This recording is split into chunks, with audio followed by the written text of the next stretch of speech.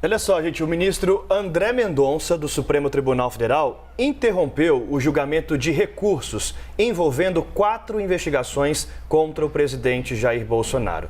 Ele pediu vista. O que é isso? Mais tempo para analisar os processos. Só que é o seguinte, a gente está falando de pedido de vista no plenário virtual, que é aquele plenário em que os ministros não debatem entre eles. Eles apresentam o voto no sistema eletrônico. E depois de uma semana, esse resultado do julgamento é publicado. Em alguns casos tem um inquérito que é sigiloso, e aí a gente não tem acesso, mas nos outros inquéritos que são públicos, a gente sabe como cada ministro vai votando. Só que esse pedido de vista do ministro André Mendonça acaba com esse procedimento e suspende até que o ministro queira votar, e aí sim vai a análise pelos outros ministros do STF. A gente vai com o Gustavo Uribe para a gente explicar o impacto dessa medida de André Mendonça nesse pedido de vista e mais. Agora há pouco, o gabinete do ministro Alexandre de Moraes fez questão de divulgar um a um a lista desses recursos que o ministro André Mendonça pediu vista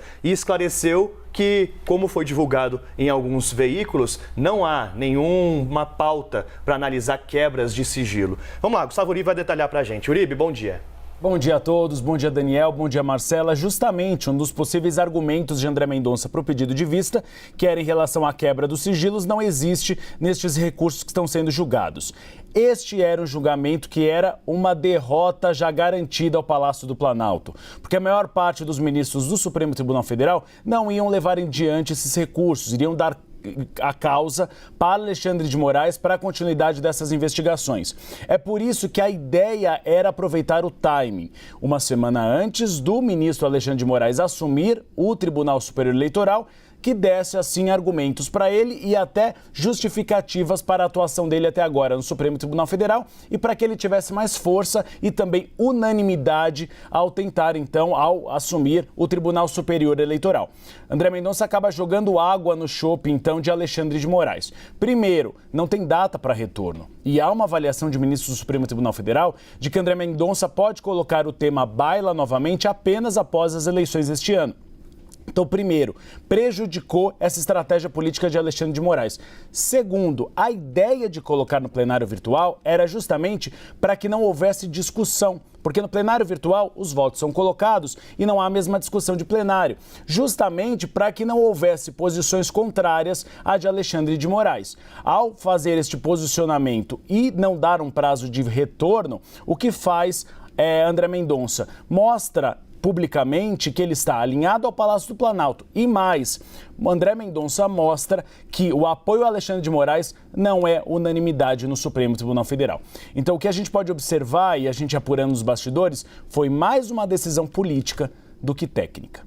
Ótimo, Uribe. Vou até colocar aqui a nota agora do gabinete do ministro Alexandre de Moraes para você ver quem são os alvos dessas investigações, desses recursos que agora estão suspensos, porque são vários os aliados do presidente Jair Bolsonaro. Olha só, aqui está na própria página do Supremo Tribunal Federal. Então aqui são 4 inquéritos, gente, são 4 investigações e dentro dessas investigações foram apresentados 20 recursos. Então aqui, ó, vou pensar alguns para você ter uma ideia do que a gente está falando. Então tem, por exemplo, o recurso do Twitter contra bloqueio de perfis, tem também de Luciano Hang contra bloqueio de perfis, tem outro de Luciano Hang contra uma decisão que indeferiu, ou seja, negou o fornecimento de cópia de documentos.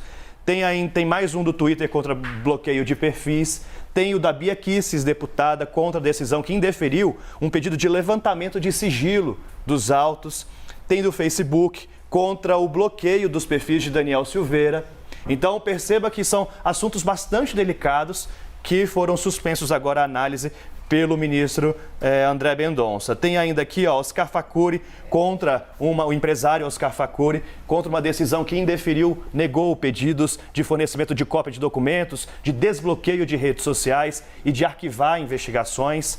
Tem vários outros aqui, ó, que ainda miram também um recurso de Otônio de Paula contra uma decisão por meio da qual foi negado o requerimento para revogar uma medida de suspensão das redes sociais e restituição de bens apreendidos. Perceba aqui que tem muito recurso contra bloqueio de perfis, contra até as redes sociais querendo entender por que houve determinação do ministro Alexandre de Moraes para bloquear alguns casos específicos nas redes sociais.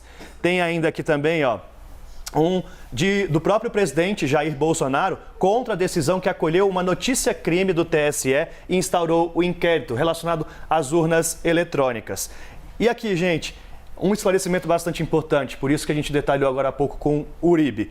O ministro Alexandre de Moraes esclarece que, diferente do que foi noticiado por alguns veículos, não estava pautado, ou seja, os ministros não iam analisar qualquer recurso contra a decisão que determinou a análise e a elaboração de relatório de material obtido a partir de uma determinação de quebra de sigilo telemático. Então, o gabinete do ministro Alexandre de Moraes faz questão de informar isso, ao contrário do que foi divulgado, porque essa informação também é importante, como explicou agora Gustavo Uribe.